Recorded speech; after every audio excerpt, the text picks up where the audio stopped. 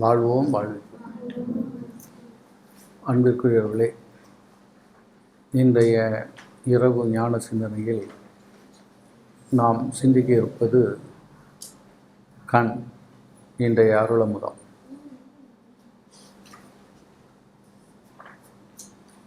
கண்ணை பற்றிய அக்கறை கருத்தாழம் மிக்கவர்களுக்கு இருக்கும். அதாவது கருத்தில் கவனம் கொள்ள வேண்டும் என்றால் கண்ணில் கவனம் கொள்ள வேண்டும். கருத்தில் கவனம் கொள்ள வேண்டும் என்றால் கண்ணில் கவனம் கொள்ள வேண்டும். நன்றாக ஞாபகம் வைத்துக் கொள்ள வேண்டும். கண்ணை சார்ந்துதான் கருத்து உண்டாகிறது. கண்ணை சார்ந்து இப்போ ஒரு விஷயத்தை உள்ள பதிவு பண்ணுறோன்னு சொன்னால் நாம் பார்த்ததை வச்சு தான் இதே மாதிரி இருக்குமோ இப்படி இருக்குமோ, எதையுமே நம்ம பார்க்கலன்னு சொன்னால் அது பிளாங்க் ஆயிரும். இப்போது கண்ணு தெரியல, காது கேட்குது சொன்னால் கூட அவர்களுக்கு அதை உணர்ந்து கொள்வது எளிதல்ல, இல்லையா? கண் முதல் படி, காது அடுத்த படி. கண் முதல் படி, கண் வேண்டும், அதுக்கு பிறகு காது. கண் இல்லாமல் காது இருந்து பிரயோஜனமே கிடையாது. என்ன கேட்குறது, என்ன புரியும்? அந்த இமேஜினேஷன்ஸுங்கிறது அது ஒரு முறையற்று போய்விடும். இப்போ ஒரு விஷயத்தை பார்த்தா அந்த பார்த்ததை அலசி பார்த்து இப்போ பார்த்ததெல்லாம் சரியாக இருக்குதுன்னு சொல்ல முடியாது. பார்க்குறது ஒன்று, புரிஞ்சுக்கிறது ஒன்றுன்னு இருக்கும், மேலோட்டமாக தெரிகிறதுன்னு ஒன்று இருக்கும், இல்லையா? எந்த விஷயத்தை எடுத்தாலும் நம்ம ஒன்று பார்த்துருப்போம், ஆனால் அதனுடைய தன்மை செயல்பாடுகள் எல்லாம் வேறு விதமாக இருக்கும். நன்றாக ஞாபகம் வைத்துக் கொள்ளணும். பார்த்தது மாதிரி இருக்குன்னு சொல்ல முடியாது. இப்போ ஒரு உதாரணத்துக்கு சொல்லலாமே, இப்போ இந்த இடத்துல நம்ம ரொம்ப சிந்திக்க வேண்டிய இடம் என்னென்னா, அறிஞர்களுக்கும் ஞானிகளுக்கும் இருக்கக்கூடிய வேதம். இப்போ படித்தவங்க நிறைய படிச்சிருப்பாங்க, அது பாராட்டுக்குரியது தான், இல்லையா? படித்தவங்களாம் ஞானின்னு சொல்ல முடியாது. அதுபோல் ஞானி படித்து தான் வரணும்னு கிடையாது. படிப்பறிவு இல்லாதவர்கள் கூட ஞானிகளாக மாற வாய்ப்பு உண்டு. ஆனால் படித்தவர்கள் ஞானி ஆவார்கள், ஆகி விடுவார்கள் என்பதற்கு உத்தரவாதம் கிடையாது. அது சாதாரணமாக பார்க்கும்போதே, இப்போ ஒரு விஷயத்தை சொல்லி நம்ம பேச சொல்கிறோன்னு சொன்னால் படித்தவங்க நிறைய நோட்ஸ் எடுத்துகிட்டு தாம் படித்தது இதிலேருந்துலாம் மேற்கோள்கள்லாம் காட்டுவாங்க. பட்டு அவர்கள் எதுவரை குறிப்பெடுத்து கொண்டார்களோ அதுவரை தான் அங்கே ஓட்ட முடியும். ஒரு வரையறை வைத்து தான் பேசுவார்கள். ஆனால் ஞானி அப்படி அல்ல, இல்லையா? ஞானி பேச ஆரம்பிச்சிட்டாங்கன்னா அங்கே டைமே கிடையாது. என்ன வேண்டுமோ அது மழை மாதிரி வரும். இப்போ இது ஒரு டேப்பில் நீங்கள் திறந்துக்கிட்டு மூடுற மாதிரி. மழை அப்படி இல்லை, அது எவ்வளோ நேரம் கொட்டுது எப்படி கொட்டுதுன்னு சொல்ல முடியாது. ஆனால் மழை பயனுடையதாக இருக்கும். அதனால் ஞானிகளுடைய பேச்சு என்பது அங்கே ஒருவருக்குன்னு இருக்காது, இருக்கிற அத்தனை பேருக்கும் அது பயன்படுற மாதிரி இருக்கும். ஆனால் அறிஞர்களுடைய பேச்சு அவர்கள் எந்த கருத்தை எடுத்துக்கொள்கிறார்களோ அந்த கருத்து சார்ந்து தான் பேசிகிட்டு இருப்பாங்க. ரெண்டுக்கும் ரொம்ப வித்தியாசம் உண்டு. மலைக்கும் மடுவும் மாதிரி இருக்கும். இப்போ ஒரு மீட்டிங்கில் பேசுகிறாருன்னு வைங்களேன், ஒரு அறிஞரை கூட்டு அவர் ஒரு டாபிக் எடுத்திருப்பார். ஒரு டாபிக் எடுத்துகிட்டு அந்த டாபிக், இப்போ திருக்குறளை உதாரணத்துக்கு வச்சுக்கலாம், திருக்குறளே எடுத்துக்கிறாருன்னு வைங்களேன். திருக்குறளை எடுத்துகிட்டு அவர் பேச வராருக்கும்போது திருவள்ளுவரை பற்றி, திருக்குறளை பற்றி, திருக்குறளுடைய சிறப்பை பற்றி, அதில் இருக்கக்கூடிய பாடல்களினுடைய நயம், அணி நயம், யாப்பு நயம், அதெல்லாம் ரொம்ப அழகாக தமிழ் புலமையெல்லாம் அவர் காட்டுறதுக்கு வாய்ப்பு உண்டு. தான் மனனம் பண்ணி வச்சிருந்த முறைகளை, அதுக்கு சான்றுகள் எல்லாம் நிறைய சொல்லலாம். அந்த திருக்குறளை விட்டு முழுமையாக அவர் பேசுறதுக்கு நிறைய புலவர்கள் இருந்தார்கள், நிறைய அறிஞர்கள்லாம் இருந்தார்கள். இப்போவும் பேசுகிறவங்க இருக்கிறாங்க, இல்லைன்னு சொல்ல முடியாது, இல்லையா? அப்போ அவர்கள் பேசுவது அந்த மேடையில் முழுக்க முழுக்க அந்த திருக்குறளை சார்ந்து, திருக்குறளை உயர்த்தி, திருக்குறளை ஈடு இல்லை என்று எல்லாம் பேசுறதுக்கு வாய்ப்பு உண்டு. அழகாக பேசிட்டு போவாங்க, கேட்குறவங்களெல்லாம் கை தட்டுவார்கள், பாராட்டுவார்கள். ஆனால் அதே நேரத்தில்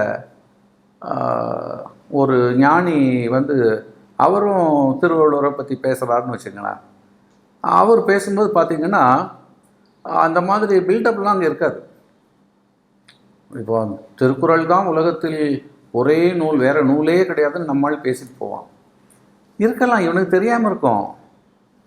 திருக்குறளை நான் குறைச்சி சொல்லன்னு வரல. என்றைக்குமே நம்ம கையில் உள்ளது மட்டும்தான் சிறந்ததுன்னு நாம் இது சிறந்ததுன்னு சொல்லலாம். அதுக்கு உனக்கு உரிமை இருக்கிறது இல்லையா? நம்ம கையில் வச்சுருக்கிறது பயனுடையதுன்னு சொல்லலாம்.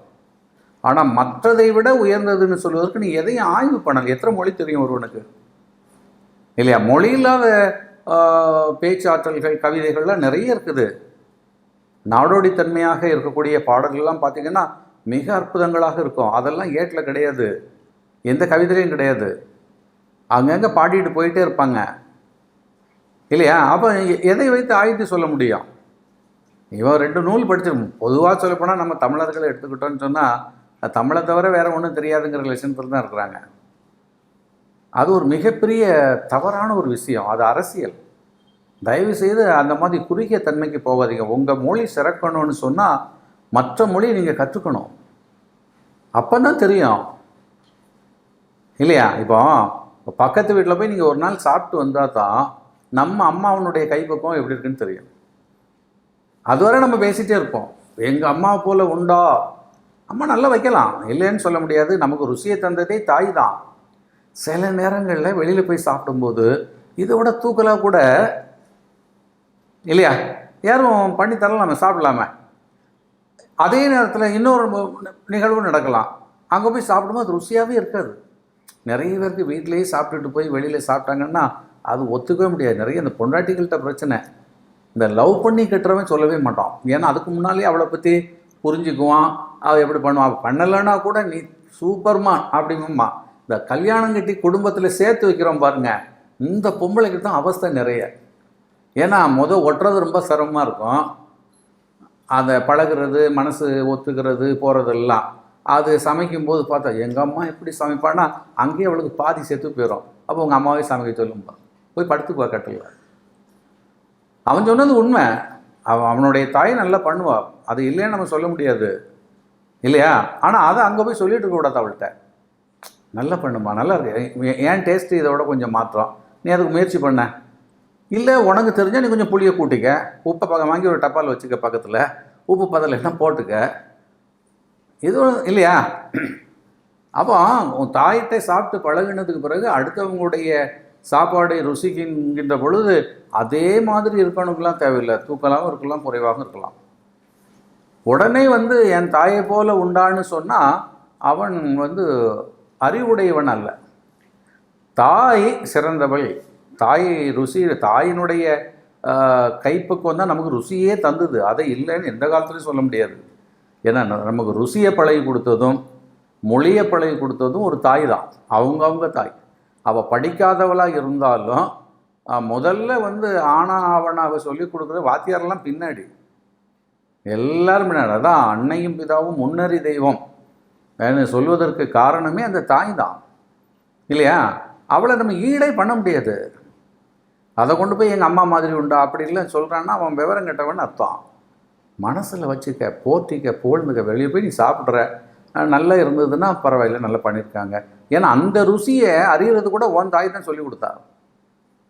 உன் தாய் நாக்குக்கு கற்றுக் கொடுத்ததை வச்சு தான் நீ அங்கே அந்த ருசியை டேஸ்ட் பண்ணுற இல்லையா?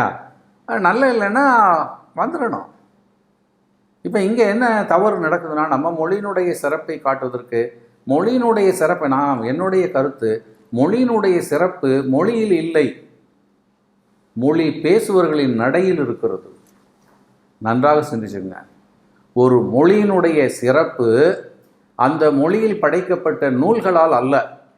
நீங்கள் 1000 நூல் படைத்து லைப்ரரியில் புக்கில் வச்சு பிரயோஜனம் கிடையாது. அந்த மொழி பேசுபவர்களுடைய ஒழுக்கத்தில், பண்பாட்டில் இருக்கிறது மொழியின் ஆளுமை. அதில் தான் இருக்குது.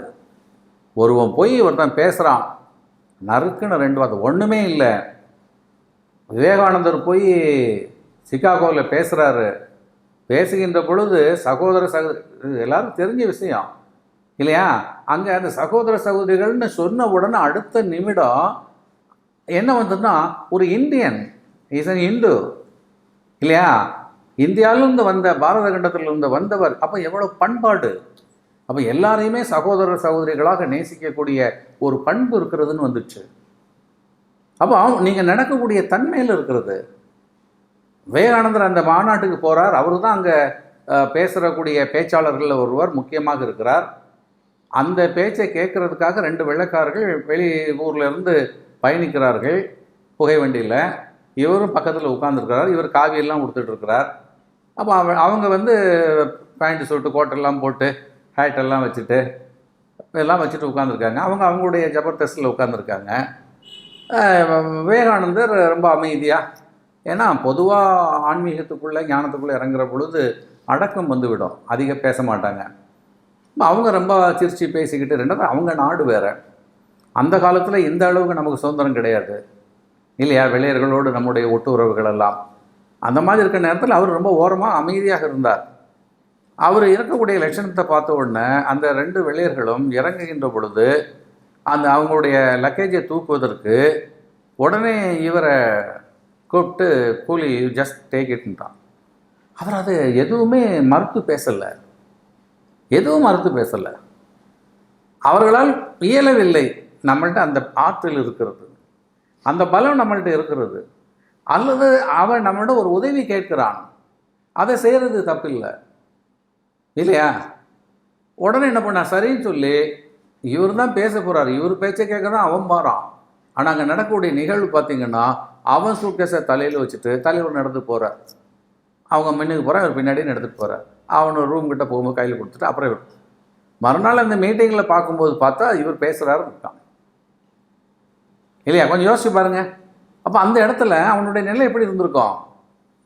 இவர் 1000 தான் பேசினாலும் ஆனால் அவருடைய நடத்தை சொல்லுவான் இல்லையா. இப்போ இது விவேகானந்தர் அந்த ட்ரெயின்லேருந்து இறங்குகின்ற பொழுது இவன் சொன்னோன்னா, ஹூ ஆர் யூ, நானும் ஒன்றமாக தான்டா காசு கொடுத்தாங்க டிக்கெட் எடுத்துருக்குறேன், நான் ஒரு மீட்டிங் பேச போகிறேன், என்ன போய் சொல்கிறேன், நானும் ஒரு கிராஜுவேட் தான் ஆகும்னு இவர் அவனை தள்ளிட்டு இல்லையா. ஏன்னா நல்ல புஜபலம் உள்ளவர் விவேகானந்தர். அது பிரம்மச்சரியத்தில் இளைஞராக சின்ன வயசில் தானே அவர். அப்படிங்கும்போது உடலெல்லாம் நல்லா கட்டுமஸ்தானமாக உள்ளவர். அப்படிங்கிற பொழுது யோக பயிற்சியெல்லாம் நல்லா பண்ணி நினச்சிருந்தா அவனால் சொல்லியிருக்கலாம், இல்லை அவன் தான் பண்ண பிடிச்சி தள்ளியிருக்கலாம், இதுக்கெல்லாம் வாய்ப்பு இருக்குது. அப்படிலாம் நடந்திருந்ததுன்னு வச்சுக்கோங்க. அதுக்கப்புறம் அங்கே மேடையில் போய் எல்லா சகோதர சகோதரிகள்னு சொன்னால் கேட்குறவனுக்கு எப்படி இருக்கும் இல்லையா. அப்படி பண்ணால் உடனே ஸ்டேஷன் கோர்ட்டுன்னு போயிருக்கும், மேடையில் பேசுறதுக்கே வாய்ப்பு வந்திருக்காது. அதை மீறி இவனை கண்டுக்கல திட்டிட்டு போயிட்டான்னு வச்சுங்களேன். அப்போ அங்கே மேடையில் பேசும்போது இவர் அன்பு மையத்தை நான் பேசுகிறேன்னு சொன்னால், இன்றைக்கி அப்படி தான் இருக்குது எல்லா மதவாதிகளும். அவங்க மதத்தினுடைய வேதங்களை எடுத்து பேசுகிற பொழுது ஆவோன்னு பேசுகிறாங்க, அவ்வளவு இனிக்கிறதுக்கு நல்லா இருக்குது. ஆனால் அவன் நடக்கிறான்னா இல்லை. அப்போ அந்த வேதம் என்ன அவனை வாழ்க்கை கொடுத்தது? அவ்வளவு காலமாக சின்ன வயசுலேருந்து படிச்சுட்டு வரக்கூடிய வேதம் அவனையே மாற்ற முடியாத பொழுது அந்த வேதங்கள் நம்மளை எப்படி மாற்றோம், மற்றவர்களை எப்படி மாற்றோம்? அவனையே மாற்றலையே. நான் எந்த மதத்தையும் சொல்ல, பொதுவாக just let it be X அப்படி வச்சுக்கோங்க இல்லையா. ஒரு மதத்தை, அது எந்த மதமாக இருக்கட்டும், இல்லை மதம்னே வேண்டாம், அவங்க ஒரு உயர்ந்த நூலுன்னு சொல்கிறாங்க, அந்த நூலை தான் பின்பற்றிக்கிட்டு இருக்கேன்னு சொன்னால் வாழ்க்கை பூரா பின்பற்ற அவன் இல்லையா மாறி இருந்து ஒரு பண்பாடோடு ஒழுக்கத்தோடு இருந்திருந்தான்னு சொன்னால் அவன் நம்மள்கிட்ட சொல்லும்போது எப்படி இருக்கும்? கேட்குறதுக்கு பரவாயில்லை இல்லையா. அப்போ அவனையே அது மாற்றாத போது நம்மளை எப்படி மாற்றும்? நம்ம எப்படி மாற முடியும்? இதுக்கு இன்னொரு காரணம் இருக்குது. ஞானத்தில் வரும்போது நான் ஏற்கனவே சொல்லியிருப்பேன், யாரையும் யாரும் மாற்ற முடியாது, அவர்களாக மாறினாதான். அவன் கர்மாவுக்கு அவன் இருப்பான். அதுக்காக அந்த நூலை குறை சொல்கிறதும் தப்பு. நூல்களெல்லாம் நல்லது தான் சொல்லுது. இவன் கர்மா, இவன் சண்டை போட்டுக்கிட்டு ஜெயிலில் இருக்கணுங்கும் போது தமிழ் வாத்தியார் நல்ல இதுதான் சொல்லி கொடுத்துட்ருக்காரு. எனக்கு தெரிஞ்ச ஒரு தமிழ் ஆசிரியர் நல்லா அழகாக மொழி பற்று அவ்வளவு இருப்பார். அந்த பாடங்கள்லாம், அதாவது மிடில் ஸ்கூலில் படிக்கிற பொழுது ரொம்ப அருமையாக தமிழ் சொல்லி கொடுப்பேன். இலக்கணங்கள்லாம், யாப்பு, இதெல்லாம். அதே போல் இலக்கியங்களை பற்றிலாம் பேசும்போது ரொம்ப கேட்குறதுக்கு அவ்வளவு இனிமையாக இருக்கும். அப்போ அவர் அந்த தமிழுடைய சிறப்பு, தமிழுடைய பெருமை, தமிழர்கள் எப்படிப்பட்டவர்கள், யாதும் ஊரே யாவரும் கேளீர், ஒன்றை குலம் ஒருவனை தேவன், இப்படிலாம் அவர் சொன்னதெல்லாம் என் காதில் இருக்குது. என்ன ஆகிப்போச்சு, அவருக்கு பொண்ணு காலேஜில் படிக்கிறதுல ஒரு பையனை காதலிச்சிச்சு, அது வேறு ஜாதி ஒரு வேறு ஜாதி. பிரச்சனை, வாத்தியார் இறங்கிட்டார். அப்போ கொஞ்சம் நல்லா இருப்பார், ஹைட்டாக இருப்பார், ஆள் கொஞ்சம் இது. இவர் 2-3 பேரை கூட்டிகிட்டு போய் அந்த பையனை பிடிச்சி அடித்து, அதுக்கப்புறம் போலீஸ் கேஸ் ஆகி ஸ்டேஷன்லாம் ஒரு நாள் இவங்களை உட்கார வச்சு அப்புறம் ஆட்களை பிடிச்சி ஜாமீன் எடுத்துகிட்டு வகுப்புக்கு ஒரு வாரமாக வரல. இதுக்குள்ளே மேட்ரு பரவிட்டு, ஏன்னா இவர் கொஞ்சம் நல்லா இதாக இருப்பார் இல்லையா. அப்போ அதுக்கு பிறகு அவர் பேசுகிறத சொல்கிறதெல்லாம் பார்க்கும் பயமாக இருக்கும். யோசிச்சு பாருங்க. அப்போ அவர் கற்றதனால் அவர் மாறிடுவாருங்கிறது கூட, நீங்கள் அந்த கற்றதை என்ன பண்ணணும், பயன்படுத்தணும். உங்கள் கர்மாவை மாற்ற கற்றுக்கொள்ளணும். மெயின் அதுதான். நீங்கள் இந்த ராஜயோகம், அந்த யோகம், இந்த யோகம்லாம் தூக்கி குப்பையில் போட்டணும் ஞானத்துக்கு வருகிற பொழுது. ஈவன் பிராணாயாம பயிற்சி, மூச்சு பயிற்சி, சரப்பயிற்சிலாம் ரொம்ப உயர்ந்தது. யோகாசனம் மிக உயர்ந்தது தான், இல்லைன்னு நான் சொல்ல வரல. என்னுடைய பாயிண்ட் ஆஃப் வியூ, என்னுடைய கருத்து, அவ்வளோதான். என்னுடைய சிந்தனைக்கு பார்க்குற பொழுது அதெல்லாம் ரொம்ப அடிமட்டம். ஏன்னா உங்கள் மனம் மாறாதவரை, நீங்கள் ஒழுக்கமாக இல்லாதவரை, நீங்கள் மனிதனாக உங்களை உருவாக்காதவரை எந்த பயிற்சியும் உங்களுக்கு பயன்படாது. நீ 90 வருஷம் வாழ்கிறதுக்கு யோகா பயிற்சியெல்லாம் பண்ணுற, 27 வயசில் ஒரு பிரச்சனையில் மாட்டி ஜெயிலில் கொண்டு ஆயுள் தண்டனையில் உள்ளே போட்டான்னு வச்சுங்களேன், நீ விழுந்து விழுந்து மூச்சு பயிற்சி பண்ணி என்ன பிரயோஜனம்? கொஞ்சம் யோசிச்சு பாருங்க இல்லையா. அப்போ அந்த சதி வேலைகளில் போகக்கூடாது, போராட்டங்களில் போகக்கூடாது, சமூக மீறல்களில் இறங்கக்கூடாது, அடுத்த மனிதனுடைய சுதந்திரத்தை பறிக்கக்கூடாது. இதெல்லாம் தெரியாமல் நான் உடம்பை அப்படி வச்சுருக்கேன், இப்படி வச்சுருக்கிறேன், 2 யானையை நான் மறிப்பேன்னு சொன்னால் எதுக்கு அது? சாதாரண மனிதர்கள்ட்ட, நம்மை விட எளிமையானவர்கள்ட்ட நீ பணிந்து நடப்பதற்கு கற்றுக்கொள்கிறாயா? அதுதான் படித்த தன்மையினுடைய சிறப்பு. நீ படித்திருக்கிறாய் என்பது உன் பணிவில் தெரியும். அந்த ஞாபகம் வச்சுருங்க. பணிவு இல்லைன்னா படிப்பு இல்லை, எந்த படிப்பும் இல்லை, அனுபவ படிப்பும் இல்லை, ஏட்டு படிப்பும் இல்லை. அப்போ என்ன வேணும்? பணிவு வேணும் இல்லையா. அப்போ வாழ்க்கையில் பார்க்குற பொழுது என்ன ஆகுதுன்னா, இந்த அறிஞர்களுக்கும் ஞானிகளுக்கும் உள்ள பேதம் என்கின்ற பொழுது, இப்போ இவர் திருக்குறளை ஆகா ஓகோன்னு சொல்லிட்டு போனார். உண்மையிலே திருக்குறள் அதற்கு உரியது தான். இப்போ நான் கூட திருக்குறள் ரொம்ப பெருசாக பேசுவேன், உண்மைதான். எங்கே நான் சாட்சி சொல்லுவேன், திருக்குறள் ஒரு ஒப்பற்ற நூல் தான். ஆனால் திருக்குறள் ஒப்பற்றது. இன்னொரு இதில் அது கிடையாது, இது கிடையாது, அவங்கெல்லாம் இதோட சீப்புதான்னு சொல்கிறதுக்கு எனக்கு அதிகாரம் கிடையாது. அவர்களுடைய தேவைக்கு அது கிடைச்சிருக்கோம் இல்லையா. இப்போ ஒரு வசதியான வீட்டு ஒரு அம்மா, அது ஒரு 1.5 லட்சம் ரூபாய் புடவையை கட்டியிருக்குது. இட் மே பி காஸ்ட்லி அது இருக்கலாம். ஆனால் அதே நேரத்தில் ஒரு ஏழை வீட்டு அம்மா, அதுக்கு அவன் வீட்டுக்காரன் ரொம்ப சிரமப்பட்டு சம்பளம் வாங்கிட்டு ஒரு நூல் புடவையை இல்லையா, மொத்தமே அவனுடைய சம்பளம் ஒரு 250 ரூபா தான் வச்சுக்கலாம். இப்போ எல்லாம் ரொம்ப ஏறி போச்சு. 250 ரூபா ஒரு நாளைக்கு கூலியே 1000க்கு மேலே போயிடுச்சு, 2000க்கு மேலே இல்லையா. இப்போ எல்லாம் இந்தியா பணக்கார நாடு, எப்பவும் இப்படி இருக்கட்டும் இல்லையா. ஆனால் நம்ம பயன்படுத்துகிறதான் ஏழையாக நடந்துக்கிட்டு இருக்கோமே தவிர, இந்தியா பணக்கார நாடாக எப்பவும் ஆயிடுச்சு. அது இன்னுமேல் குறை சொல்வதற்கு வாய்ப்பு கிடையாது. நம்ம விரயம் பண்ணுவதிலும் அதை முறைப்படுத்த தெரியாததுனாலும் தான் அது குறைவாக இருக்கிறது. இப்போ அந்த வேலை பார்க்குறவன் ரொம்ப சிரமப்பட்டு ஒரு 250 ரூபா தான் சம்பளம் வருது. அந்த 250 ரூபாவில் அவன் போய் மனைவிக்கு ஒரு 150 ரூபாவில் ஒரு புடவை, பையனுக்கு ஒரு 40 ரூபாவில் ஒரு ஷர்ட் சொக்கா, இதெல்லாம் அந்த 250 ரூபாயும் காலி பண்ணிட்டு வரோம். இப்போ அவளுக்கு அந்த புடவை கொடுக்கும்போது எப்படி இருக்கும்? அவளுக்கு வரக்கூடிய சந்தோஷம் பாருங்கள். நீங்கள் நல்லா கவனிக்கலாம். ரொம்ப ரிச்சாக அவங்க காஸ்ட்லியாலாம் எடுத்து போட்டா நல்லா இருக்கா, அவ்வளோதான், உள்ளுக்கெல்லாம் மகிழாது. ஆனால் அந்த ஏழையாக இருந்து உடுக்குதுங்க பாருங்க, அது உடுத்த உடனே ஒரு சந்தோஷம் அப்படி உள்ளே பொக்களிச்சுட்டு வரும். அது புதுசாக உடுக்கும்போது இந்த சந்தோஷத்தினுடைய பெர்சன்டேஜ் இருக்குது பாருங்கள், இது 1000க்கு மேலே போயிடும் அவங்களுக்கு. அந்த பணக்காரங்க, ஏன்னா அவங்க நிறைய இருக்குது. எப்பவும் கொடுத்துட்டே இருக்காங்க. இன்னைக்கு இந்த கலர் பிடிச்சிருக்குது, இட்ஸ் நைஸ், அவ்வளோதான். கேட்டால் நல்லா இருக்குது ஏன் அவ்வளோதான் நினச்சிட்டு கொடுத்துட்டு போவாங்களே தவிர, இவங்க அனுபவிக்கக்கூடிய சுகம் இருக்குது பாருங்க, இந்த சுகம் இருக்காது. நமக்கு வேண்டியது அனுபவ சுகம்லாம் வேணும். வெளியில் பார்த்துட்டு போய் எனக்கு அப்படி கலத்தி தூக்கி தூர போட போகிறீங்க.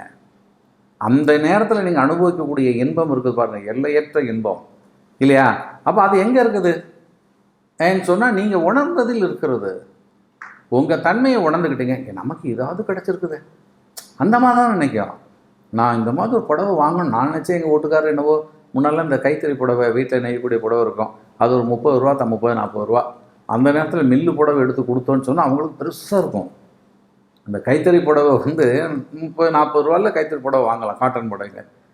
மில்லு புடவைகள் வந்ததுன்னு சொன்னால் அது ஒரு 80-90 ரூபா.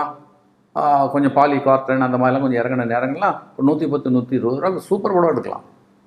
இவன் சொல்லுவான், நான் கைத்தறி வாங்கிட்டு வருவார்னு எங்கள் வீட்டுக்காரர் நினச்சேன், அவர் என்ன மில்க் புடவை எடுத்துகிட்டு வந்துடுற இப்போ கேட்டிருக்கேன் இல்லையா? கொஞ்சம் யோசிச்சு பாருங்க. இப்பவும் இருக்குது. இப்பவும் உங்கள் லெவலில் நீங்கள் சந்தோஷப்படும் போது நீங்கள் பார்த்தீங்கன்னா தெரியும், எல்லா வசதியும் இருக்கும்போது நீங்கள் அடையக்கூடிய சந்தோஷம் very very very very normal. ஆனால் அந்த இல்லாமைங்கிறது ஒரு பெரிய சொத்து. நீங்கள் அதை தப்பாக நினச்சிட்ருக்கீங்க. இல்லாமையை கொடு இறைவா, ஏனென்றால் உன்னை மறவாமை அதில் தான் எனக்கு இருக்கிறது இல்லையா? உன்னை மறவாத தன்மை எப்போ உண்டாகிறது? இல்லாமையில் தான். அவர் இருந்தவன் போயிட்டே இருப்பான். அப்போ அந்த இல்லாமை தான். நம்ம இல்லாமை சமூகத்தில் பார்க்கும்போது ஒரு ஏக்கமாக துக்கமாக இருக்கலாம். ஆனால் உண்மையாக உங்களை தேற்றுவது, அனுபவிக்க வைப்பது, உங்களை உயர வேண்டும் என்ற எண்ணத்தை கொடுப்பது, வாழ்க்கையில் ஒரு ஒட்டுதலை கொடுப்பது, அதெல்லாம் இதுதான். இந்த வறுமையில் உள்ளவன் தான் எப்படியாவது ஜெயிக்கணும், வாழணும்னு நினைப்பான். இந்த வறுமையை தாண்டி பணம் சம்பாதிச்சிருக்கான்ல, அவன் வாழணும்னு நினைக்க மாட்டான், ஆளணும்னு நினைப்பான். 2 பேருக்கும் வித்தியாசம் இருக்குது. இந்த வறுமைக்கு கீழே இருக்கிறவன் என்ன பண்ணுவான், எப்படியாவது ஒரு வண்டி வாங்கிடணும். போகிற வண்டியெல்லாம் பைக்கை பார்ப்பான், 2 வீலரெல்லாம் அப்படி பார்ப்பான். அண்ணே இது என்ன எவ்வளோ என்ன கிலோமீட்டர் கொடுக்கும், நல்லா இருக்குது அண்ணே, செகண்ட் ஹேண்டுக்கு போனால் எவ்வளோ இருக்கும், அப்படி தடவை பார்த்துட்டு வருவான். ஒவ்வொரு நாளும் அந்த கனவு கண்டுக்கிட்டே இருப்பான். அந்த ஒரு பைக்கை வாங்குறதுக்கு அம்மாவை போட்டு பரண்டுவான். என்ன இதை வாங்கி தர மாட்டியா? நான் காசு தந்தாலும் நீ வாங்கி தர மாட்டேங்கிறிய. ஏன்னா அந்த ஆசை. இது உன நல்ல வசதியாக இருக்கிறவன் அப்படியே அப்பப்போ அந்த மாடல் காசு வரும். இப்போ தான் i10 எடுத்துகிட்டு வருவான், எடுத்துகிட்டு வந்தோன்னா i20 வந்துடும். i20 வந்தோன்னா உடனே அதை கொடுத்துட்டு ஒரு 6 மாதம் அப்படிலாம் நிறைய இருக்காங்க. 6 மந்த்ஸ்க்கு ஒருக்க வண்டியை சேஞ்ச் பண்ணிகிட்டே இருப்பாங்க. அவனுக்கு அது ஒரு அப்போ அதில் ஒரு டேஸ்ட்டே அவனுக்கு இருக்கா. என்ன மாற்றிட்டேன்னு சொல்லலாம். ஃப்ரெண்டுகிட்ட கேட்டால் வண்டி மாற்றிட்டேன்டா, அவ்வளோதான். இந்த பைக்கு வாங்கினவன் அல்லது புதுசாக ஒரு பழைய காரை வாங்கிக்கிட்டு அதை அப்படியே தடவி பார்த்துட்டு சுற்றிக்கிட்டு மொத கார் வாங்கிட்டு இந்த அனுபவிக்கக்கூடிய சந்தோஷம் இருக்குது பாருங்க, அது ஆடிக்காரையே வாசலில் நின்னாலும் அந்த சந்தோஷம் இருக்காது. அங்கே என்ன இருக்குன்னா ஒரு ஆணவம், ஒரு எப்படி இருக்கான், அதெல்லாம் என்ன வண்டி வச்சுருக்கேன், வண்டி பார்த்தியா, அப்படி தான் பேசுவோம். இதுன்னு சொல்லுவோம், எனக்கு ஆண்டவர் கொடுத்துருக்குறாரு. இப்போ இதே கிறிஸ்டின்ஸாக இருந்தோம், it's a gift of God அப்படின்னு உடனே இது ஆண்டவர் தந்ததுன்னு சொல்லியே பின்னாடி எழுதி போட்டுருவாங்க. நம்ம ஆள்னா கொண்டு போய் ஐயர்கிட்ட ஒரு பூஜையை வச்சுட்டு இல்லை ஒரு வேண்டுதலை வச்சுட்டு இப்படி ஒவ்வொரு ஆள்களும். அப்போ எப்போ நீங்கள் அந்த இறையை நினைக்கிறதுக்கோ தெய்வங்களை வேண்டுறதுக்கு போகிறீங்கன்னா ஒரு இல்லாமையில் கிடைக்கின்ற பொழுது தான். நல்லா நினைக்கணும், இருக்கிற பொழுது வராது. அதனால் வறுமை சிறந்தது இல்லையா? இல்லாமை என்பது உங்களை வளர்ச்சிக்காக கொடுக்கப்பட்டது. அதெல்லாம் எல்லாமே தப்பு சொல்லாதுங்க. இப்போ நான் சொல்ல வர்றது, இந்த அறிஞர்களும் ஞானிகளுக்கும் என்ன பேதங்கள் நீங்கள் பார்த்தீங்கன்னா, இந்த அறிஞர்கள் ஒரு விஷயத்தை தான் கற்றதை தன் புலமையை காட்ட தான் இருப்பான். ஆனால் ஞானி பேசுகிற பொழுது அங்கே இருக்கிறவங்களுக்கு எல்லாத்துக்கும் இது போய் சேருதா, இது பயன்படுகிறதா, இவர்கள் வாழ்க்கையில் இது எப்படி அவங்களுக்கு கை கொடுக்கும், அதுக்கு தக்கவாறு 1-2 குறள்களை எடுத்து வாழ்க்கை அனுபவத்தோடு கதைகளை சொல்லி அவங்க இறங்கிடுவான். ரொம்ப எளிமையாக இருக்கும். ஞானிகளுடைய இப்போ ஒன்றும் இல்லை, பாடல்கள் எடுத்தாலே இந்த புறநானூறு அது ஒரு மாதிரி இருக்கும். நிறைய கவிதைகளில் தமிழில் நிறைய கவிதைகள் பாக்கள்லாம் இருக்குது. ஆனால் இந்த ஞானிகள்னு உள்ள வரிசையில் உள்ளவங்களுடைய பாக்கள் எல்லாம் பார்த்திங்கன்னா ரொம்ப எளிமையாக இருக்கும். அப்படியே வாழ்க்கையோடு ஒட்டி போகும். அந்த தண்ணி வந்து எப்படி இருக்குன்னு சொன்னால் பளபளன்னு கண்ணாடி மாதிரி ஓடிக்கிட்டு இருக்கும். அந்த வார்த்தைகள் பார்த்திங்கன்னா நான் கூட நிறைய சொல்லிப்பேன். அவையினுடைய வரிகளெல்லாம் எடுத்துட்டிங்கன்னா அது அருந்தமிழ். என்ன தமிழ்? அருந்தமிழ், அருமையான தமிழ், அவையினுடைய தமிழ். அந்த வார்த்தைகள் அப்படியே போகும். அது போக வார்த்தை தான் ஓடுதுன்னு கிடையாது, வார்த்தைக்குள்ளே இருக்கக்கூடிய பொருள்கள் அது மிக அற்புதம். அதெல்லாம் சாதாரணமாக பார்க்க முடியாது. இப்போ நான் அதை பற்றி நம்ம சிந்திப்போம்.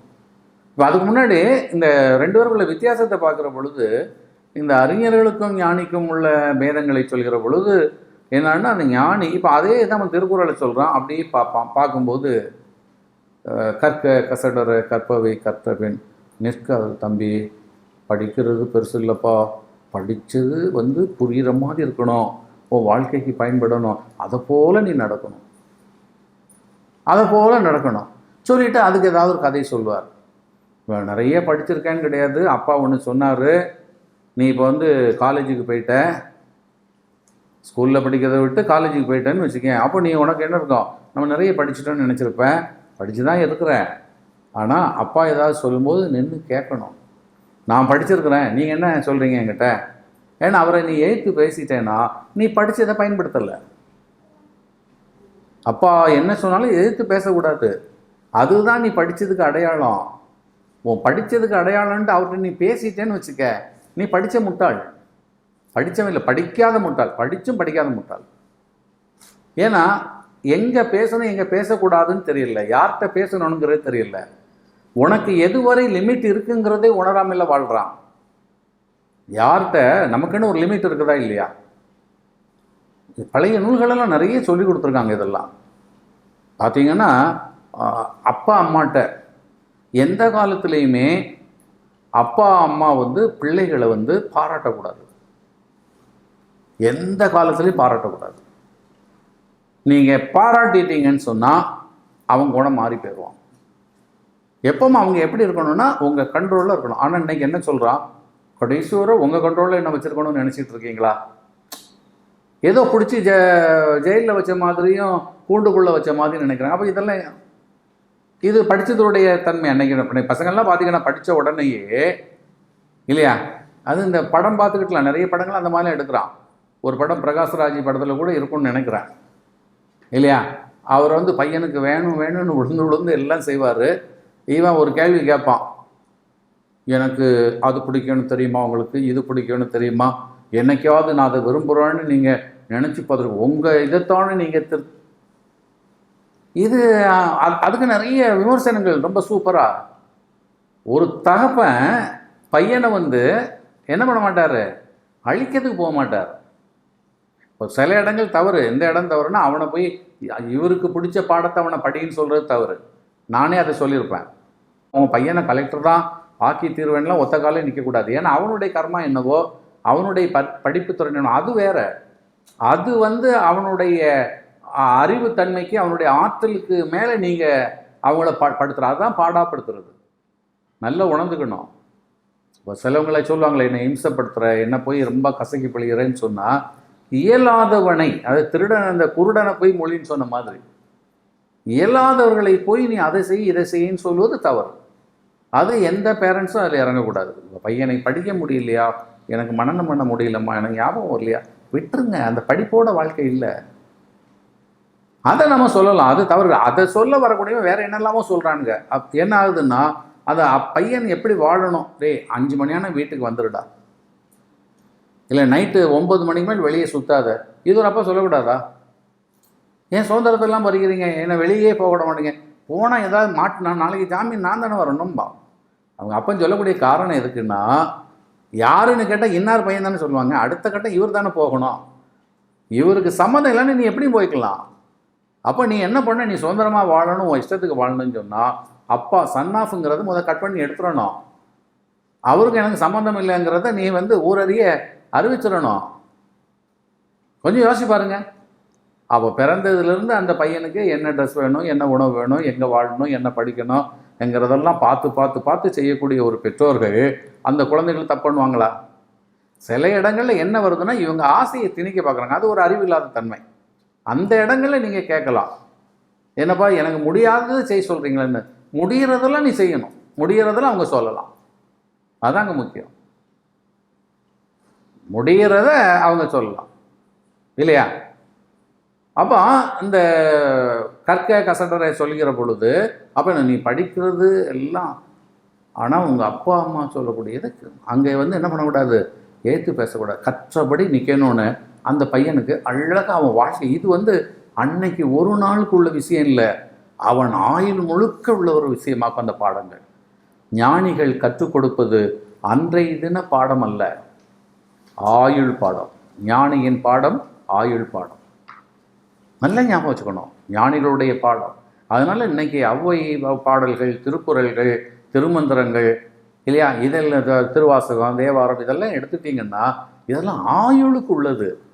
அன்னைக்கு அவங்க ஒரு கோயில் என்ன பாடினாங்க, அன்னைக்கு ஒரு 2 பேரை பார்த்து பேசிட்டு போனாங்கங்கிற மாதிரி எடுக்க முடியாது. ஆனால் அறிஞர்கள் விஷயம் அப்படி அல்ல.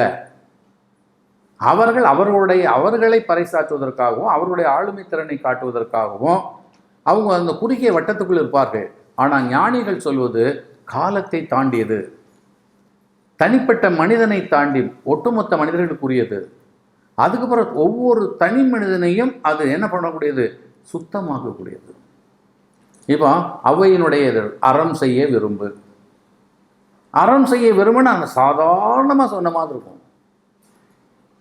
அறத்தை செய்ய விரும்புன்னு இப்போ இதுக்கு விளக்கம் சொல்ல போனால் படித்தவனால முடியாது.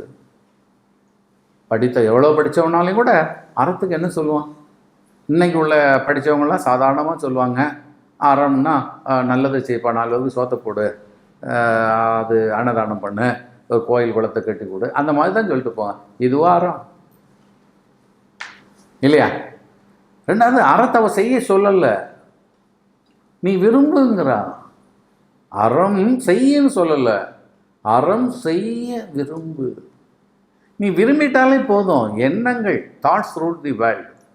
எண்ணங்கள் விட்டால் எண்ணங்களை செயலாகிவிடும். அப்போ முதல்ல நீ என்ன பண்ணணும், உன் எண்ணத்தை தூய்மைப்படுத்தணும். நான் தான் சொன்னேன், நீங்கள் நிறைய படிக்கிறது, என்கிட்ட அவ்வளோ புஸ்தகம் இருக்குது, இது இருக்குது, இதெல்லாம் வேணும். அதான் மொழியை நீ முதல் எடுக்கவே எடுக்காது. மொழி எங்கே தெரிய வேண்டும் என்றால் உன் நடத்தையில் தெரிய வேண்டும், உன் பண்பாட்டில் தெரிய வேண்டும், உன் ஒழுக்கத்தில் தெரிய வேண்டும்.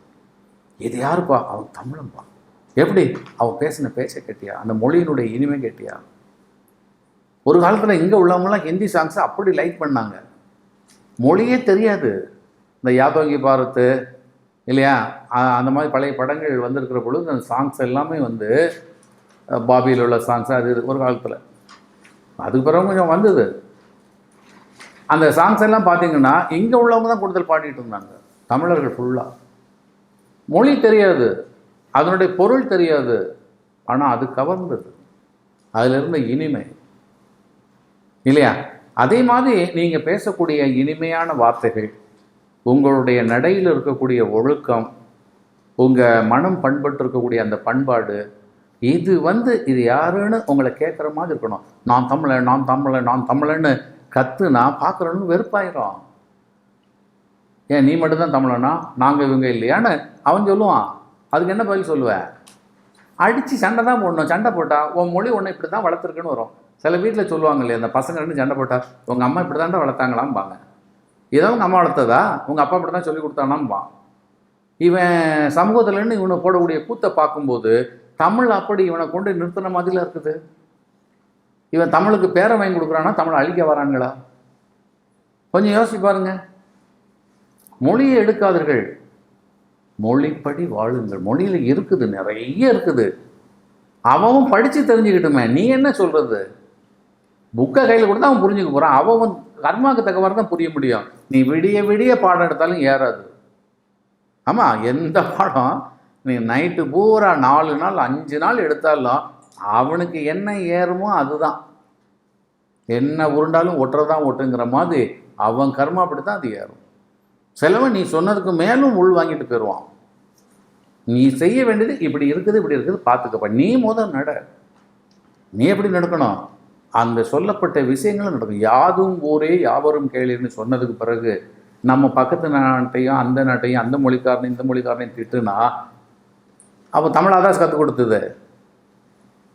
தமிழ் ஆளும், தமிழ் வாழும் இல்லையா? நல்ல தரமான பொருளை கண்டிப்பாக உலகம் விரும்புவோம். இப்போ இன்னைக்கு அப்துல் கலாம் போய் பேசின உடனே ஐநா சபையிலேயே யாதும் ஊரை அவர்கள்னு வச்சுட்டான். இப்போ மோடி திருக்குறளை பேசுகிறாரு இல்லையா? அப்போ இங்கே அதை உணர்கிற பொழுது யாரும் எடுத்துக்குவாங்க. நல்ல பொருளை கெட்டவங்க கூட நல்ல பொருளை தப்புன்னு சொல்ல மாட்டான். அவனுக்கு வேண்டாம்னு சொல்லிட்டு போன தவிர அதை தப்புன்னு சொல்ல மாட்டான். ஏன்னா தமிழில் அவ்வளவு இருக்கிறது இல்லையா? நீங்கள் அதை காப்பாற்றணும்னு சொன்னால் ஒரு தமிழனாக வாழுங்கள். தமிழனாக வாழ்வது என்பது தமிழ்லேயே சொல்லியிருக்குது. பகைவன் வந்தால் கூட அவனுக்கு உட்கார வச்சு விருந்து கொடுக்கணும்னு இல்லையா? விருந்தோம்பல் ஒன்று இருக்குது. அப்போ அடுத்தவனுக்கு நாம் கொடுத்து வாழக்கூடிய பண்பாடு இருக்கும்போது அடுத்தவனை மிதித்து வாழ்கிறதா இருந்தால் எப்படி நீங்கள் அந்த மொழியில் இருக்கிறீங்கன்னு அர்த்தம் இல்லை? ஏன்னா இன்றைய சூழல் அப்படி இழுத்துட்டு போகுது. அது அவரவர்களுடைய ஆளுமைக்காகவும் அரசியலுக்காகவும் அது தமிழை மட்டும் தமிழை குலைக்க முடியாது.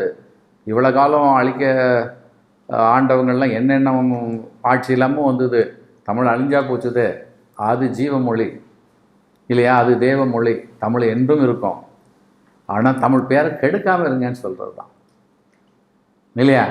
நீங்கள் என்ன பண்ணுங்க, நீ ஒழுக்கமாக வாழுங்க. ஒவ்வொருத்தனும் அன்பாக பேசு, போராடாத, அடுத்தவங்களை உதாசீனப்படுத்தாத, ஏன் இதுதான் உயர்ந்ததுன்னு அடுத்ததை சுட்டி காட்டாத, அடுத்ததை குறை சொல்லாத. உனக்கு அதிகாரம் கிடையாது. எத்தனை மொழி தெரியும் அடுத்த மொழியை பற்றி பேசுகிறதுக்கு இல்லையா? ஒரு 40 மொழி படிச்சுட்டு 40 மொழியை பற்றி நீ பேசுனேன்னா அது படிச்சிருந்தா எவ்வளோ ஆளுமை வரப்போகுது, எவ்வளோ தெரியும். இப்போ ஹிந்தி ஒருத்தன் மாக்கு படித்தாலும் ஹிந்தி என்னுடைய மொழிக்காரங்க பேசுகிற மாதிரி நம்ம பேச முடியாது. என்னத்தை தான் ஜப்பான்காரையும் சீனாக்காரனும் தமிழ் படித்தாலும் இப்போ நிறைய போட்டுட்ருக்காங்க வீடியோவில். ஜப்பான்காரன் பேசுகிறான், சீனாக்காரன் பேசுகிறான்லாம் வருது. அது அந்த உச்சரிப்பே பாருங்கள். இப்போ மோடி கூட திருக்குறள் பேசினார். அந்த மொழியாக தான் ஹிந்தியில் திருக்குறள் இருக்க மாதிரி இருக்கும். அந்த மொழி உச்சரிப்பு அதுதான் வரும். ஏன்னா அதுதான் வாய்ப்பு. அந்தந்த மொழிக்காரங்கள் தான் அதை பண்ண முடியும், அந்த தெளிவுக்கு போக முடியும். காந்தி கூட சொன்னார், திருக்குறள் எனக்கு ரொம்ப பிடிச்சிருக்குது, ஆனால் டிரான்ஸ்லேஷனை படித்து எனக்கு பிரயோஜனம் இல்லை, அந்த மூலத்தில் படிக்கணும், அந்த ஓசையில் படிக்கணும். நான் தமிழை படிச்சுக்கிட்டு திருக்குறளை படித்தேன்னு அந்த பொருள் தெரிஞ்சு தமிழ் படிக்க ஆரம்பித்தார் இல்லையா? அப்போ இதை யார் போராடியாக கொண்டு போய் கொடுத்தாங்க? அந்த திருக்குறள் இருக்கக்கூடிய விளக்கத்தை நீ வாழுகிற பொழுது சொல்லுகிற பொழுது அவங்களுக்கு ஈர்ப்பு வந்துடும் இல்லையா? அப்போ ஒரு ஞானின்னு சொல்லக்கூடியவங்க பேசுகிற பொழுது என்ன பண்ணுவாங்கன்னா, இருக்கக்கூடிய அத்தனை மக்களுடைய உள்ளங்களை பார்ப்பார்கள், அத்தனை பேருடைய உள்ளத்தை பார்ப்பார்கள், அவருடைய வாழ்க்கை முறைகளை பார்ப்பார்கள். இவர்களுக்கு என்ன கொடுக்கணும், என்ன தேவைப்படுகிறது அது ரொம்ப ஞானத்தில் மேல்நிலைகளில் இருக்கிறாங்கன்னு சொன்னால் உங்கள் மனதை அவர்கள் கையில் எடுத்து விடுவார்கள். ரொம்ப கஷ்டத்தில் இருப்பான், அவன் பிரச்சனையில் வந்திருப்பான், இல்லை அவன் மனைவி குழந்தை உண்டாயிருப்பா, ஏற்கனவே 2 குழந்தைகள் பிறந்தோ இல்லை பிறக்கிற சூழல்லையே இறந்து போயிருக்கலாம், இப்போ 3வது உண்டாயிருக்கலாம். ரொம்ப போய் சரி ஒரு ஞானி வர்றாருன்னு சொல்லி போய் உட்காந்துருப்பான். இவர் பேசும்போது அப்படியே ஒவ்வொரு ஆளுக்காக பேசுகிறோமோ சொல்லுவார், 2 போச்சுன்னு விட்டுறாதீங்க, 3வது உள்ளது தங்கும், அது ஆளும். ஏன்னா அப்படி சும்மா தூக்கி போட்டு அவனுக்கு வானத்திலிருந்து வந்த மாதிரி இருக்கும்.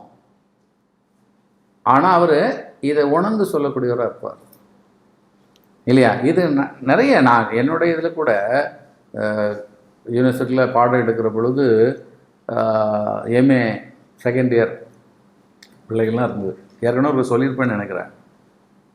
அப்போ எடுக்கும்போது நான் பொதுவாக அந்த பாடம் சொல்லுகிற பொழுது நேரடியாக சப்ஜெக்ட் உள்ள போகாமல் முதல்ல அதில் ஆர்வத்தை வர்றதுக்கு கதைகளை சொல்லிவிட்டு அப்படியே அப்போ போகும்போது நான் சொல்கிறேன், பாடத்தை ஆரம்பிக்கும் போதே சொல்கிறேன், இப்போ பாடத்தை கவனிக்கிறது நீங்கள் வீட்டு கவலையெல்லாம் விட்டுறணும். இப்போ உங்கள் அக்கா தான் வச்சுக்கங்களேன், ஒரு உதாரணத்துக்கு சொல்கிறேன், உங்கள் அக்கா குழந்தை உண்டாயி குழந்தை பிறதுக்காக ஹாஸ்பிட்டல் போயிருக்கான்னு வச்சுக்கங்களேன். நீங்கள் இங்கே இருந்துட்டு அக்காவே நினச்சிட்டு இருந்தால் பிரயோஜனம் இல்லை. ஏன்னா அவஸ்தைப்பட போகிறது அக்கா தான், பிறக்க போகிறது அவள் தான், நிச்சயமாக பிள்ளை பிறக்க போகுது. நீ அதை நினச்சிக்கிட்டு இருந்தா இப்போ நான் சொல்லக்கூடிய படம் ஒன்று புரிய முடியாது. ஒரு எக்ஸாம்பிள் தான் சொல்கிறேன், இதை தான் சொன்னேன். முன்னுக்கு இருந்த பொண்ணு ஓன்னு ஆள ஆரம்பிச்சிச்சு. ஏன்னா அங்கே பார்க்கும்போது அவ்வளவருடைய ஓடுது. இதுக்கு என்ன இவ அக்கா குழந்தை பிறத்துக்காக ஹாஸ்பிட்டலுக்கு காலையில் அனுப்பிவிட்டு தான் வந்திருக்குது. அக்கா மேலே அவ்வளோ பாசம். இப்போ அதுக்கு இங்கே கிளாஸ் இன்னைக்கு அட்டன் பண்ணணும், போகிறதுக்கு வாய்ப்பு இல்லை. அப்போ நினச்சிக்கிட்டே இருக்குது. இப்போ அது நினைக்கிறத சொன்னேன் நல்லபடி குழந்தை பிறக்கும். நீங்கள் அதே நேரத்தில் இங்கே உள்ள பாடத்தை விட்டுட்டேன்னு சொன்னால் உனக்கு அதை பற்றி இப்போ ஒன்றும் தெரிய போகிறதில்ல, இந்த பாடமும் மிஸ் ஆயிடும். அதுக்கு நீ வராமல் இருந்திருக்கலாம் இல்லையா? அப்போ எப்பொழுதுமே ஒரு காரியத்தை ஒழுங்காக செய்யுங்க. அதனால் இப்போ இருக்கிறவங்க ஒவ்வொரு ஆளுக்கும் ஒவ்வொரு பிரச்சனைகள் இருக்கும், அதெல்லாம் ஓரம் கட்டிட்டு இப்போ நான் சொல்கிறது என்னங்கன்னா சொல்லிட்டு நான் பாடத்தை போயிட்டேன். அந்த கிளாஸ் முடிஞ்சோடனே அந்த பொண்ணு கிட்ட வந்து, ஐயா நீங்கள் தெரிஞ்சு சொன்னீங்களோ தெரியாமல் சொன்னீங்களோ, எங்கள் அக்கா வந்து ஹாஸ்பிட்டலுக்கு காலையில் போயிருக்காங்க குழந்தை பிறகுக்கு தான். நீங்கள் சொன்னது எனக்கே சொன்னமா, உனக்கு தாம்மா சொன்னேன். ஆம்பளை பிள்ளை பிறந்திருக்கணும். நிஜமாவா சார்? ஆமாம், ஆண் குழந்தை தான் பிறந்தது. அப்புறம் இங்கேருந்து வீட்டுக்கு போயிருக்குது, வீட்டுக்கு போனால் ஆண் குழந்தை. அவர் மறுநாள் கிளாஸ் வரும்போது எப்படி சொன்னீங்க? இதுதான் ஞானம். இப்போ மற்ற ஆசிரியர்களுக்கும் இதுக்கு வித்தியாசம் என்னன்னா, இங்கே நாங்கள் சொல்வது உன் வாழ்க்கைக்காக உள்ளது. உன்னை எப்படி திடப்படுத்தலாம், உன்னை எப்படி நெறிப்படுத்தலாம், உன்னை மனிதனாக எப்படி வாழ வைக்கலாம், உன் துன்பங்களிலிருந்து உன்னை எப்படி மீட்டெடுக்கலாம், இதெல்லாம் ஞானிகளுக்கு அக்கறை இருக்கும். ஆனால் அறிஞர்கள் பேசும்போது இதெல்லாம் இல்லை. அத்தனை பேர் அவனை பார்த்து கைத்தட்டணும். அவன் அழகாக பேசினான், சூப்பராக சொன்னான்னு நீங்கள் சொல்லணும். அதுக்காக என்ன பண்ணுவான்? அது தவறுன்னு கிடையாது, ஏன்னா அவங்களுடைய லெவல் அவ்வளோதான். நல்ல மொழி ஆளுமைகள் இருக்கும், மொழியை பேசுவாங்க. நான் என்ன சொல்ல வரேன்னா, அதை விட இது உயர்ந்தது கம்பேரிங் வித், இல்லையா? இப்போ வெள்ளை சக்கரைன்னு ஒன்று இருக்குது, கருப்பட்டின்னு ஒன்று இருக்குது, பனை வெள்ளன்னு ஒன்று இருக்குது. ரெண்டும் இனிப்பு தான், ஆனால் பார்க்க அது சூப்பராக இருக்கும். ஆனால் அதை தொட்டால் சக்கரை நோய் வரும், இதை தொட்டால் வராது. ரெண்டு வித்தியாசம் இருக்குதா இல்லையா? பனை வெள்ளத்துக்கும் ஒயிட் சுகருக்கும் டிஃப்ரென்ஸ் இருக்குது. பனை வெள்ளத்தை விட இன்னும் அழகாக சொல்லப்போனால் பனங்கற்கண்டுன்னு சொல்லுவாங்க. பனங்கற்கண்டு வந்து இந்த தொண்டை கபம், மார்சலி, குழந்தைகளுக்கு எல்லாத்தையும் கொடுக்கலாம். பனங்கற்கண்டை நீங்கள் நல்ல சுக்கு காப்பிக்கு பனங்கற்கண்டு போடலாம். அதுவும் இனிப்பு, ஆனால் இனிப்பு லேசாக இருக்கும், அவ்வளவு இதே மாதிரி தித்திப்பு இருக்காது. ஆனால் உடம்பு சும்மாவே நீங்கள் என்ன பண்ணலாம், சாதாரணமாக இருக்கிற நேரத்தில் இந்த ஹீல்ஸ் எல்லாம் போடுறதுக்கு பதிலாக ஒரு பனங்கற்கண்டு கல் மாதிரி இருக்கும், அப்படியே வாய் ஓரத்தில் போட்டுக்கிட்டு அப்படியே சப்பிக்கிட்டே இருந்தீங்கன்னா அந்த சாறு இறங்க அப்படியே நுரையீரல் பக்கம் உள்ள அந்த காற்று போக்குவரவு, சளி போக்குவரவு, டெய்லி ஒரு துண்டு டெய்லி சாப்பிடலாம். ஒரு துண்டு வாயில் போட்டு அப்படியே இந்த சாக்லேட்டுலாம் போட்டுட்டு பண்ணுறது. சாக்லேட் போட்டால் இந்த கோக்கு இதெல்லாம் என்ன பண்ணோம், பல்லு ஈர்களை கெடுத்துரும். ஆனால் இது கெடுக்காது. இதை போட்டு ஃபுல்லாக முழுங்கி முடிச்சதுக்கு பிறகு வாயை ஒரு கொப்பளிச்சிட்டிங்கன்னு சொன்னால் சுத்தமாக போச்சு. அவ்வளோ நல்லது. அப்போ சாதாரண அறிஞர்களுக்கும் ஞானிகளுக்கும் இருக்கக்கூடிய பேதம்ங்கிறது வந்து என்னன்னு சொன்னால், இவர்கள் உங்களோடு நுழைந்திருப்பார்கள், அவர்கள் அவர்களை மட்டும் பார்த்து கொண்டிருப்பார்கள். ரெண்டுக்கு வித்தியாசம் இருக்குது. இப்போ ஒரு உதாரணம் சொல்கிறேன். இப்போ அவையிட்டேருந்தே நம்ம எடுக்கலாம் இல்லையா? இப்போ ஆத்திச்சூடியில் பார்த்திங்கன்னா ரொம்ப அருமையான ஒரு பதம், எல்லா வார்த்தையும் பதம் தான் இல்லையா? அறம் செய்ய வரும்போது 60 சினம் 70 கிற வெளியுவது விளக்கேல் கூட இது விளம்பேல், அதெல்லாம் விளக்கிட்டே போனால் நிறைய எழுத்துறோம். இப்போ ஒரு எக்ஸாம்பிளுக்கு இன்றைக்கி நம்ம கண் இல்லையா, அதில் கண்ணை பற்றி பேசுவோங்கிறனால கண்டு ஒன்று சொல்லேங்கிறது ஆத்திச்சூடியில் ஒரு வார்த்தை தான். கண்டு ஒன்று சொல்லேன் ககரத்துக்கு வரும் இல்லையா? ககரத்துக்கு ஒன்று சொல்லுவாங்க, அப்புறம் சகரத்துக்கு சொல்லுவாங்க. அப்படி எல்லா எழுத்தும் முதல் எழுத்தாக வைத்து அந்த அகர முதலி ஆனாலிருந்து அக்கண்ணா வர, அப்புறம் காங்கா சாங்காக்கு முழுக்க அதை அப்படி எடுத்து வச்சு அந்த முதல் எழுத்தை வைத்து அந்த பாடலில் பாடியிருப்பாங்க. ரொம்ப அருமையான, அது உபதேசம் தான், அது பாடல்னே சொல்லக்கூடாது. அவை வந்து தமிழ் சொத்து, தமிழ் ஞானி இல்லையா? அந்த தமிழ் வந்து அவளுடைய ஊனுயிராக இருந்தது, தமிழுக்காகவே வாழ்ந்தவள். அப்போ அதில் பார்த்திங்கன்னா கண்டு ஒன்று சொல்லேல்னு இருக்கும். இதுக்கு நீங்கள் விளக்கம் பார்க்கலாம், நிறைய பேர் அதுக்கு விளக்கம் கொடுத்துருக்குறாங்க அறிஞர்கள்லாம். அப்போ அவங்க உலக ரீதியாக பார்க்குறாங்க. உலக ரீதியாக பார்க்குற பொழுது கண்டு ஒன்று சொல்லேல், கண்டு ஒன்று சொல்லேல். இப்போ இதை உலக ரீதியாக பார்க்குற பொழுது பார்த்திங்கன்னா என்ன கொடுத்துருப்பாங்கன்னா, கண்டு ஒன்று சொல்லேல். ஏன்னா ஒன்றை பார்த்துக்கிட்டு எதையாவது ஒன்று பார்க்குறீங்க, பார்த்துட்டு அதை மாற்றி சொல்லக்கூடாது. அப்போ சிலவங்க சொல்லுவாங்களா, பார்த்தது ஒன்று அதை மாற்றி சொல்லணும்ல இல்லையா? அதைத்தான் அவங்க என்ன சொல்லணும்னா, கண்டு ஒன்று சொல். ஒன்றை பார்த்துக்கிட்டு பார்த்ததை நீ வேறு விதமாக வந்து சொல்லாதப்பா, கண்டதை மாற்றி சொல்லாதன்னு அங்கே சொல்லிட்டு போகிறாங்க. இப்போ நீங்கள் நேரில் அந்த பார்த்தீங்கன்னா, கண்டு ஒன்று சொல்லேல். கண்டுனா கண்டாச்சு, கண்டதை ஒன்று சொல்லேல், ஒன்று சொல்லாத. ஒன்றா, ரெண்டா, மூணா, நாலா, அந்த ஒன்று என்பது எண்ணிக்கையில் வருதா, எது வருது? இப்போ இவங்க வெளியில் சொன்னது நீ ஒன்றை பார்த்துட்டு மாற்றி சொல்லாதங்கிறதுக்கு அவை சொன்னதாக இது அறிஞர் பெருமக்களுடைய.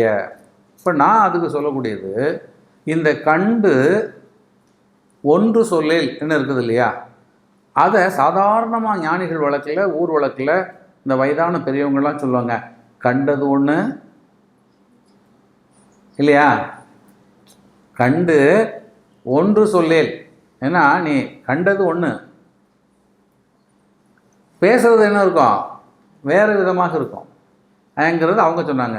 இது கண்டது ஒன்று சொல்லேல்னா, இந்த கண்டதுங்கிறது நமக்குள்ளே பார்க்குறது, அந்த கண்டது ஒன்றையும் சொல்லாதுன்னு அர்த்தம்.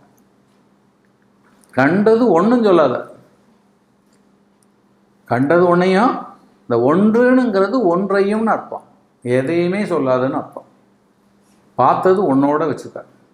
இப்போ எங்கே போயிட்டா, தப்புன்னு ஞானத்துக்குள்ளே போயிட்டா, அனுபவத்துக்குள்ளே போயிட்டா, தியானத்துக்குள்ளே போயிட்டா. அவங்க வெளியில் என்ன சொல்கிறாங்க, கண்டது ஒன்று, நீ ஒன்றை பார்த்துட்டு இன்னொன்று சொல்லாதப்பான்னு சொன்னால் இது புறத்தில் சொல்லப்பட்டது.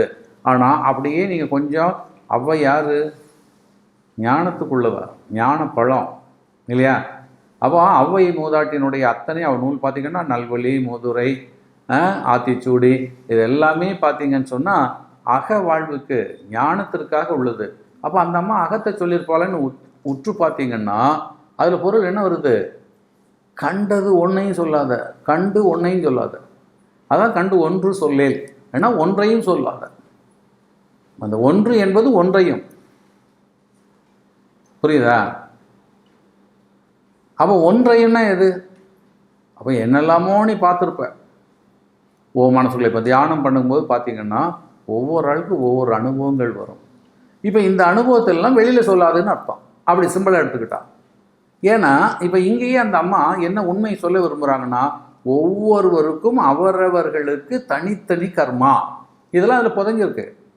அப்போ நீ பார்க்குறது உன் கர்மாவுக்கு பார்த்துருப்ப, உன்னுடைய ஜென்மப்படி, உன்னுடைய ஆற்றல் படி உனக்கு பார்த்துருக்க கிடச்சிருக்கோம். இதை போய் மற்றவங்கள்ட்ட நீ சொல்லிட்டு இருக்க முடியாது, அவங்களுக்கும் உனக்கும் ஒத்து போகாது. ஒவ்வொரு ஆளுக்கும் ஒன்றா இருக்கும். கண்டது ஒன்றையும் சொல்லாதங்கிறது தான் கண்டு ஒன்று சொல்லி. கண்டது ஒன்றையும் சொல்லாது, ஒன்றையும் சொல்லாதே, அது தொக்கி நிற்கும். கண்டு ஒன்று சொல்லு, கண்டது ஒன்று சொல்லாது இல்லையா? அதை சாதாரணமாக கொச்சமல்ல சொல்லும்போது கண்டதெல்லாம் சொல்லாதம்பாங்க. கண்டதெல்லாம் சொல்லாத ஏன்னா ஒன்றையும் சொல்லாதுன்னு அர்த்தம். எல்லான்னு சொல்லும்போது ஒன்றுன்னு அர்த்தம். ஊரில் சொல்லுவாங்களா, கண்டதெல்லாம் சொல்லாதப்பா இல்லையா? அப்போ நீ உனக்கு வச்சுக்க. இப்போ இதில் நம்ம புரிஞ்சிக்க வேண்டியது பார்த்திங்கன்னா, இப்போ ஒவ்வொருவருக்கும் அதுதான் இந்த இடம் வந்து ஞானத்தினுடைய உச்சத்துலேருந்து அந்த அம்மா பேசுது, சிகரத்துலேருந்து பேசுது.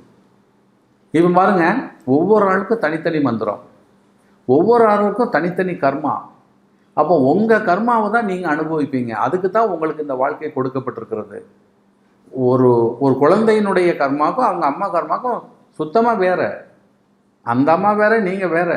இந்த உடம்பு தான் நான் பல நம்ம உபதேசங்கள் தொடர்ந்து கேட்டு வருகிற பொழுது தெரியும் இல்லையா? அப்போ அந்த தாய் மூலமாக பிறந்திருக்கிறீங்க, அவ்வளவுதான்.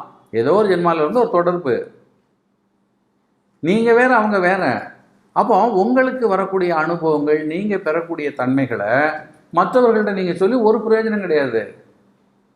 அப்போ கண்டதெல்லாம் சொல்லாத, நீ பார்த்ததெல்லாம் நீ சொல்லாத, நீனே வச்சுக்க உனக்குள்ள, அது உனக்கு உரியது. அப்போ உங்கள் மந்திரத்தை மற்றவங்கள்ட்ட சொல்லக்கூடாது. நீங்கள் பார்த்த அந்த காட்சிகளை, உங்களுக்கு கிடைச்ச அனுபவங்களை மற்றவர்களோடு பகிரக்கூடாது. ஆனால் இன்றைக்கி என்ன பண்ணுவாங்க, பெருமைக்கு எனக்கு சிவபெருமான் காட்சி கொடுத்தாரு, முருகர் வந்தார், அப்படியே ஐராவதத்திலிருந்து வெள்ளை யானை அப்படி வந்து நின்றுது. எதுக்கு இதெல்லாம்? இது அடுத்தவங்க கேட்டு யாருக்கும் எந்த பிரயோஜனமும் கிடையாது.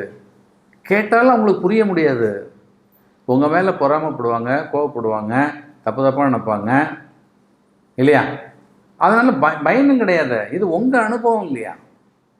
அப்போ அந்த கண்டு ஒன்றையும் சொல்லாது, கண்டு ஒன்றும் சொல்லு. கண்டு ஒன்று சொல்லில் ஒன்றும் சொல்லு. அந்த இம்மை போயிட்டு கண்டு ஒன்று சொல்ல, கண்டு ஒன்றும் சொல்லு. அங்கே என்ன வரும்? இம் வரும். எடுத்துட்டாங்க.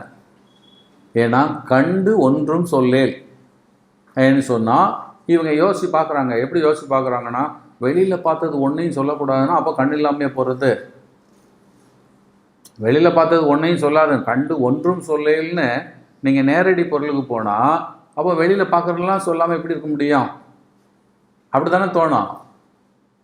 வெளியில் பார்க்கக்கூடியது ஒன்றையும் சொல்லக்கூடாதுன்னு சொன்னால் இல்லை. அப்போ கண்டு ஒன்றும் சொல்லேங்கிறது எங்கே உள்ளது? அக வாழ்வில் உள்ளது. நீங்கள் உங்களுக்குள்ளே தியானம் பண்ணுகிற பொழுது, நீங்கள் உங்கள் மனசை நீங்கள் பார்க்குற பொழுது, இப்போ சிலவங்களுக்கு குருனுடைய அனுக்கிரகங்கள் இருந்ததுன்னா, நெற்றிக்கண் திறந்திருந்தால், அப்போ அவங்களுக்கு என்ன கிடைக்கும்னு சொன்னால், இந்த பூர்வ ஜென்மத்தில் உள்ள நடந்தது இல்லை சித்தர்களுடைய தொடர்புகள் இருந்தால் சித்தருடைய காட்சிகள் எல்லாம் கிடைக்கிறதுக்கெல்லாம் வாய்ப்பு உண்டு. அப்போ அந்த மாதிரி காட்சிகள் எல்லாம் அவர்களுக்கு கிடைக்கிதுன்னு வச்சுக்கங்களேன். அந்த விஷயத்தெல்லாம் மற்றவர்களோடு பகிர்ந்து கொள்ளக்கூடாது. அதெல்லாம் யார்கிட்டையும் சொல்லவே கூடாது. அது உங்களுக்குள்ள தனிப்பட்டது. அதுதான் கண்டு ஒன்றும் சொல்லேல், வெளியே எதையும் சொல்லாத. இதை நீங்கள் ரோட்டில் போகிறதெல்லாம் பார்த்ததை வெளியில் சொல்லாதுங்கிறது கிடையாது. நீ பார்த்தது ஒன்று மாற்றி சொல்கிறேங்கிறதெல்லாம் அதையும் எடுத்துக்கொள்ளலாம், வெளிப்புறத்தில் எடுத்துக்கொள்ளலாம். எப்போவுமே நம்ம பார்த்துக்கிட்டு ஒன்றை மாற்றி சொல்லக்கூடாதுன்னு சொல்லலாம். பட் அதை விட இது அகப்பொருள் ஆழமான பொருள், ஞானத்தில் உள்ள நமக்கு வேண்டிய பொருள். நம்முடைய பயிற்சியில், நம்ம அனுபவங்களில் நாம் உணர்ந்ததை, நாம் தெரிந்ததை அடுத்தவர்கள்ட்ட என்ன பண்ணக்கூடாது. இது நமக்குரியது, நீங்கள் கண்டது. அப்போ காண்றதுங்கிறது அடுத்த கட்டம்.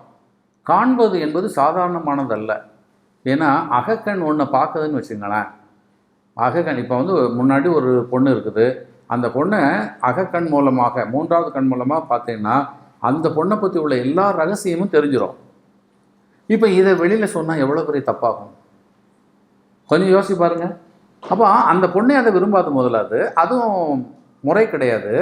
இதை போய் மற்றவங்கள்ட்டெல்லாம் சொன்னோன்னா, அப்போ முதல்ல இது ஆத்திச்சூடியில் சொல்கிறா. எப்போன்னா, நீ இந்த மாதிரி பயிற்சிகளுக்கு போகிற பொழுது உனக்கு குரு கிடச்சி, குரு மூலமாக உன்னுடைய தேடையெல்லாம் ஓப்பன் ஆகி உனக்கு அந்த மாதிரி ஆற்றல்லாம் வந்தால் அப்போ எப்படி இருக்கணும்? எப்போவும் உள்ளதுக்கு இப்போவுமே சொல்கிறா. புரியுதா உங்களுக்கு? தேங்காய் எண்ணெய்க்கு போட்டால் என்னைக்கே மரமாக வளர்ந்து நிறைய கொட்டும். அப்போ அவங்களுடைய, நான் தான் சொன்னேன், அவங்க அன்றைய மட்டும் சொல்வதில்லை ஞானிகள், என்றைக்குமாக அவர் சொல்வார்கள் இல்லையா?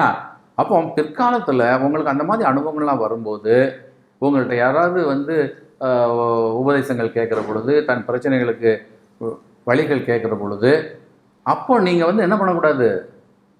நீங்கள் பார்த்ததை, நீங்கள் உணர்ந்ததை சொல்லக்கூடாது. அது ரொம்ப முக்கியம். அப்போ அவர்களுக்கு என்ன வேணுமோ அதுக்கு தக்கவாறு சொல்லணுமே தவிர கண்டதை அப்படி சொல்லக்கூடாது. புரியுதா? அது மிக தப்பாயிடும். அப்போ அந்த ஒழுக்கம், அந்த பண்பாடு, அந்த அடக்கம் அவன்கிட்ட இல்லைன்னு சொன்னால் அவன் ஞானியாக, சித்தர்களாக போக முடியாது. அப்போ அவங்கள அப்படியே ஒரு ஆணி வேற வெட்டி மரத்தை சாய்க்கிற மாதிரி உங்கள் குணத்தையே கெடுத்து உங்களை இல்லாமல் ஆக்கக்கூடியது எதுன்னு சொன்னால், கண்டு ஒன்றும் சொல்லுங்கக்கூடியதை பயன்படுத்தலை. பார்த்ததெல்லாம் சொல்லிட்டு தெரியுங்கன்னு வச்சுக்கோங்க, என்னவாயிரும்? ஒன்று அசிங்கமாயிரும், ரெண்டாவது பிரச்சனை ஆயிரும் இல்லையா? அது யாருக்கும் ஒன்றும் பயன்படாது. அப்போ ஞானத்தில் ஒவ்வொருவருக்கும் அவரவர்களுக்கு தனித்தனி கர்மா, தனித்தனி கர்மாவில் உங்களுடைய அனுபவங்கள், உணர்வுகள் எல்லாமே வேறு வேறு. அப்போ நீங்கள் உங்களுக்குள்ளே நீங்கள் காண்கின்ற விஷயத்தை அதை என்ன பண்ணக்கூடாது? மற்றவர்களோடு பகிர்ந்து கொள்ளக்கூடாது. அந்த கண்டதை தான் சொல்கிறா எல்லாத்தையும். மாற்ற இப்போ நீங்கள் படிச்சிங்க, ஒரு விஷயத்தை படிச்சிங்க, படித்ததை நீங்கள் மற்றவங்கள்ட்ட டிஸ்கஸ் பண்ணலாம். நல்ல இடத்துல அந்த கண்டுன்னு சொன்ன இடம் ரொம்ப முக்கியமான இடம். புரியுது? கண்டு என்பது உணர்வது. அந்த கண்டுன்னு சொல்கிறது உணர்றது. நீங்கள் உணர்ந்ததை இல்லையா? ஏன்னா நீங்கள் எப்போ உணர்றீங்களோ அது உங்களுடைய தனிப்பட்டது. அதை உங்கள் தாய்க்கோ தந்தைக்கோ கூட சொல்லக்கூடாது. புரியுதுங்களா? இப்போ குருட்ட நீங்கள் சொல்லலாம், ஆனால் நீங்கள் சொல்லாமலே அவங்களுக்கு தெரிஞ்சிடும். அப்போ தெரிஞ்சதுக்கு பிறகு நீங்கள் டிஸ்கஸ் பண்ணலாம், தப்பு கிடையாது. ஆனால் தாய்க்கு தெரியாதவங்கள்ட்ட போய் சொல்லும்போது அப்போ அவங்களுக்கு புரியாது. அப்போ நீங்களே போய் வலையில் மாட்டுற மாதிரி இருக்கும். புரியுதுங்களா? அப்போ இங்கே இது ஞானத்திற்காக சொல்லப்பட்டது. அப்போ சாதாரணமாக ஒரு நூலாக இருக்கிறது.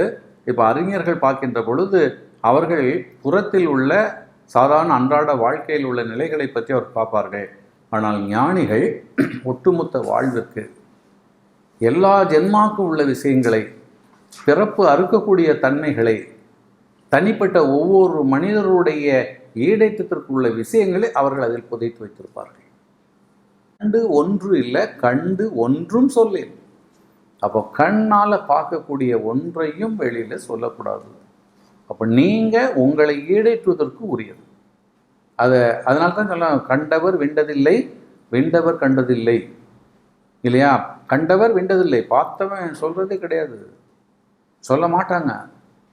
அது குருட்ட போகும்போது அங்கேயே என்ன வந்துடும்னா, அடுத்த கட்டம் கண்டு ஒன்றும் சொல்லேன்னு சொன்னால் அடுத்த கட்டம் என்னாச்சுன்னா அதுக்கு ஒட்டுமொத்த பொருள் மௌனமாக இருன்னு அர்த்தம்.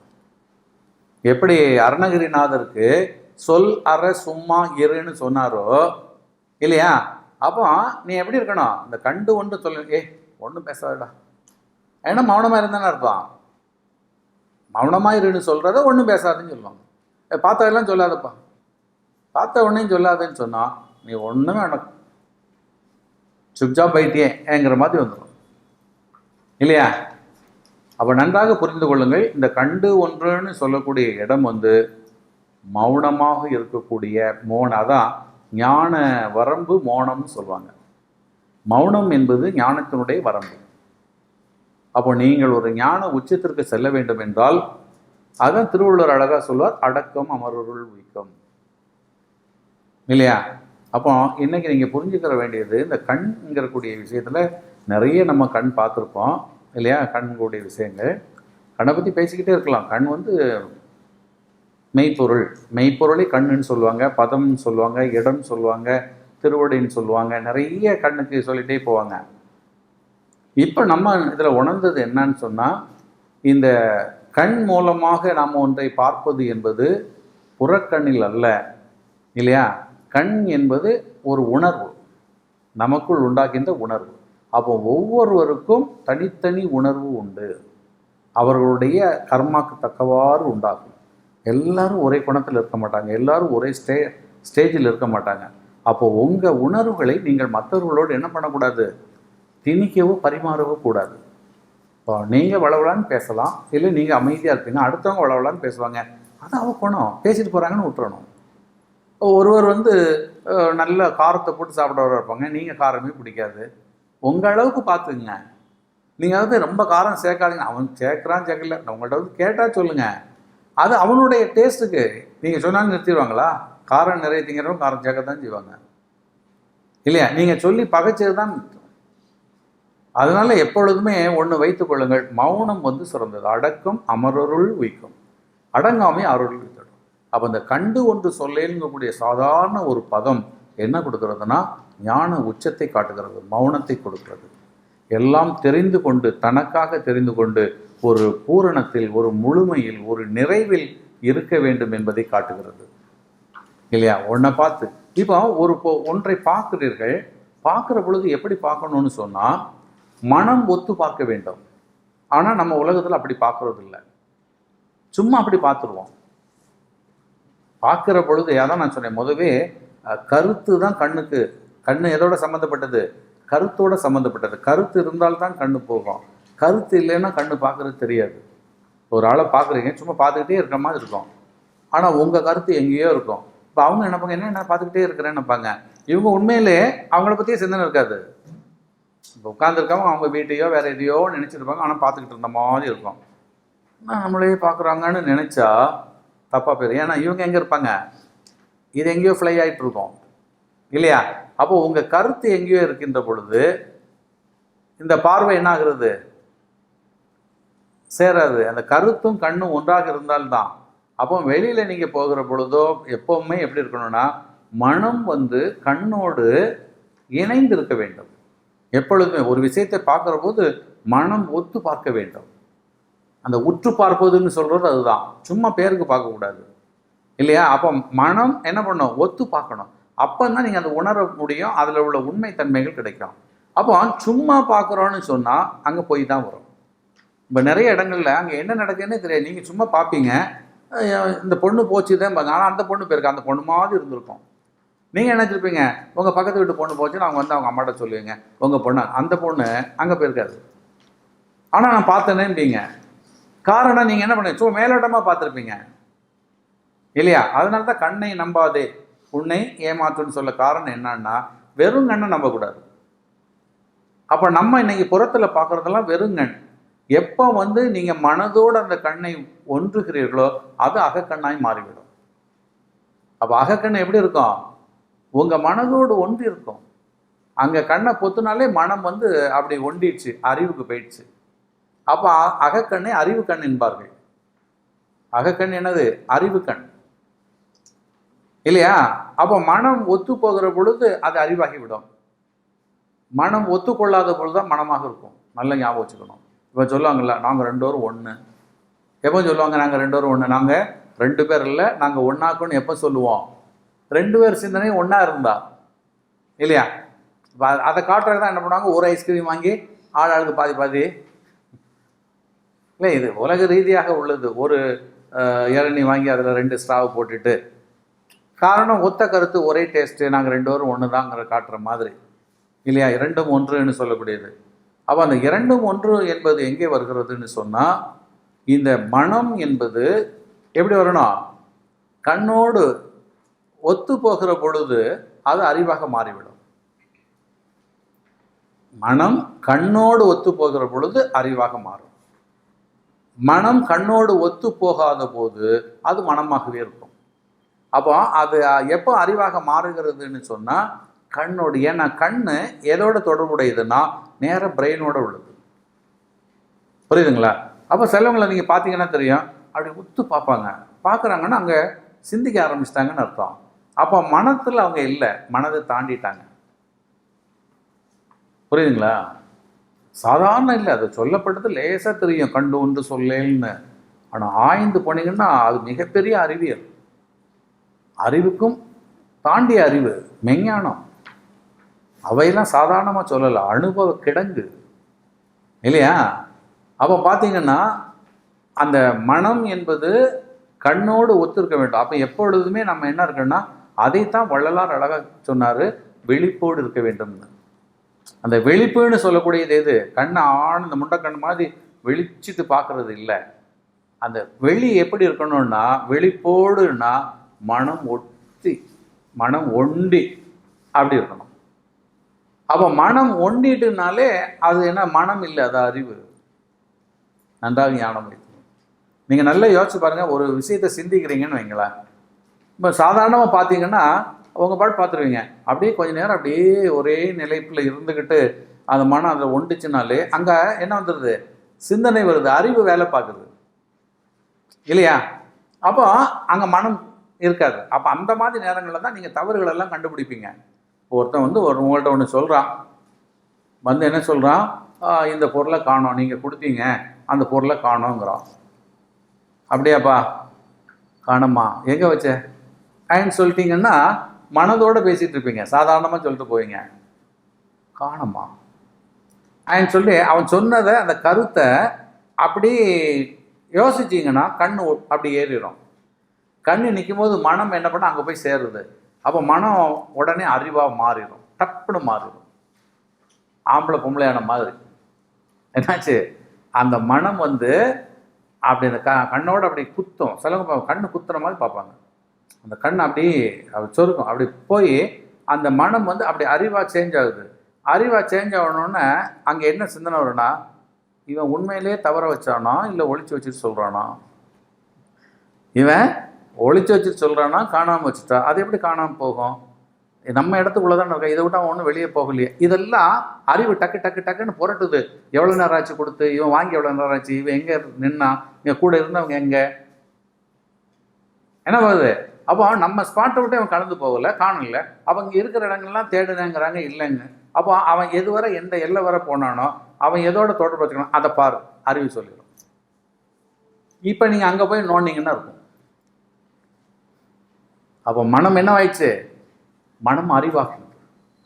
அப்போ இந்த வித்தை எங்கே வருதுன்னா, மனதை அறிவாக்குகிற வித்தை அவை அழகாக அங்கே பொதுங்கி போடுறா.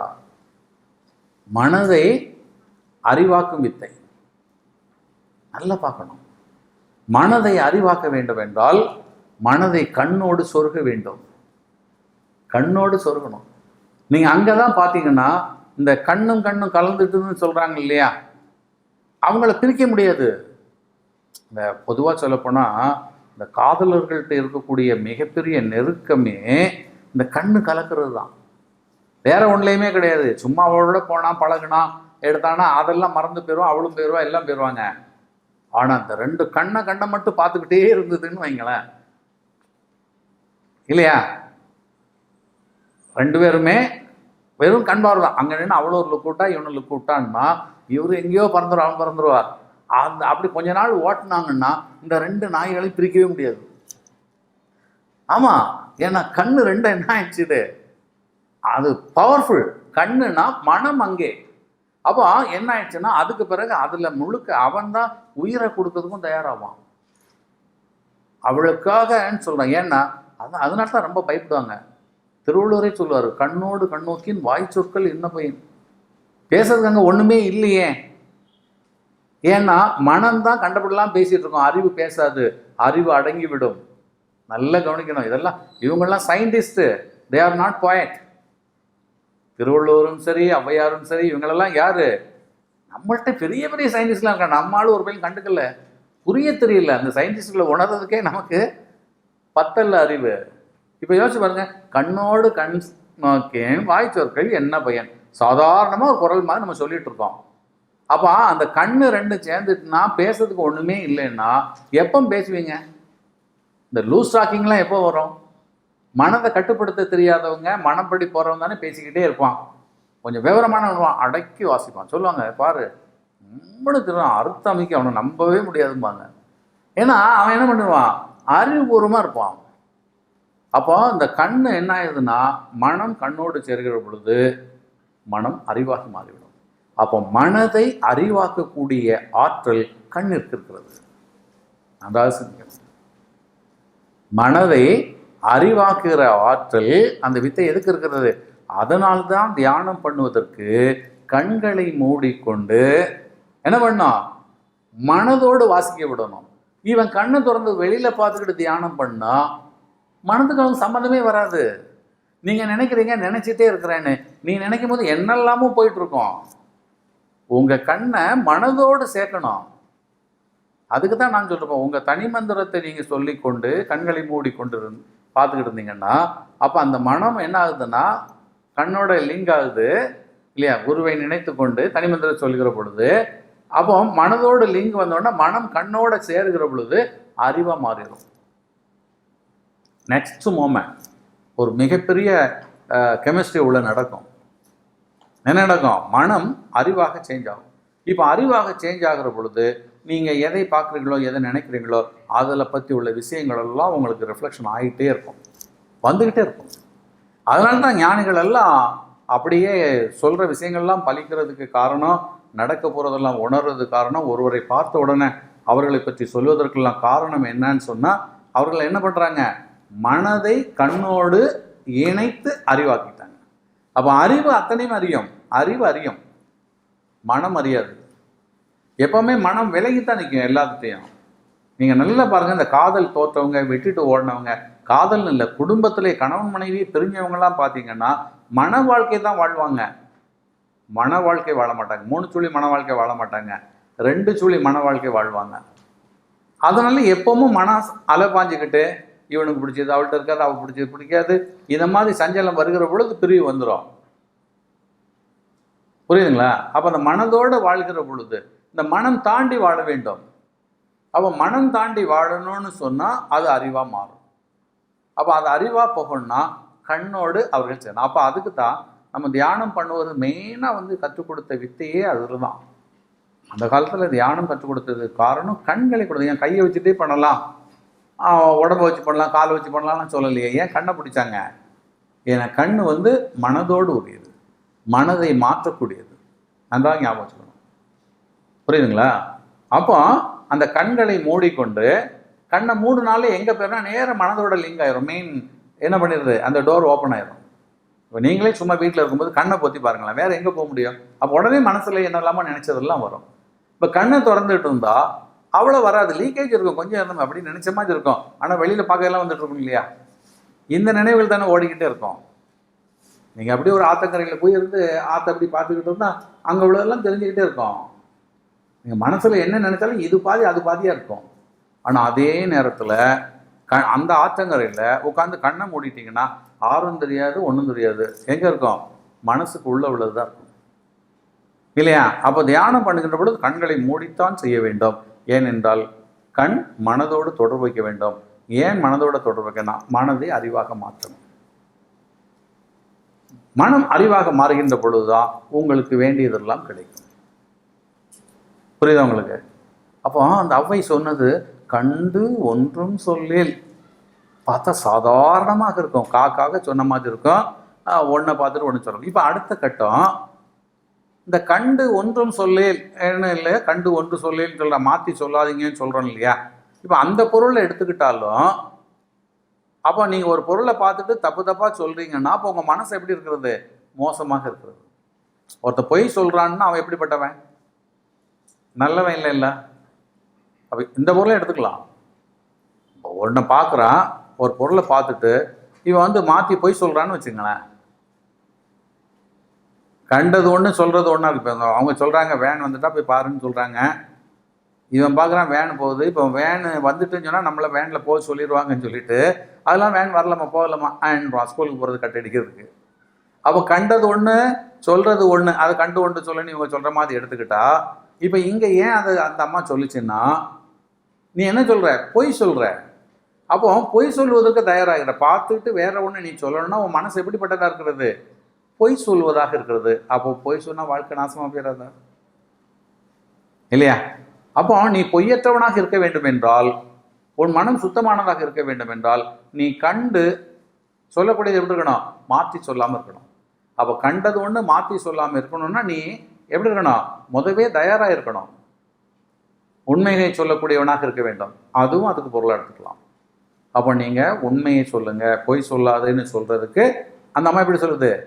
கண்டு ஒன்றும் சொல்லு, கண்டு ஒன்று சொல்லு. நிறைய பார்வையில் பல கோணங்களில் தெரியும். அதுதான் மகான்கள், அதுதான் ஞானி. இப்போ ஒரு வானில் இருக்கக்கூடிய ஒரு நிலவை எந்த ஊர்லேருந்து பார்த்தாலும் எந்த டைரக்ஷனில் பார்த்தாலும் அது நம் பார்வைக்கு தெரியும். அப்போ இதில் என்ன புரிஞ்சுக்கணும்னு சொன்னால் இவர்கள்லாம் எங்கே இருக்கின்றார்கள் என்றால் நம்மோடோ நமக்கு கீழேயோ இல்லை, நம்மை விட உச்சியில் இருக்கின்றார்கள். அதுதான் அங்கே நம்ம புரிஞ்சுக்கணும்.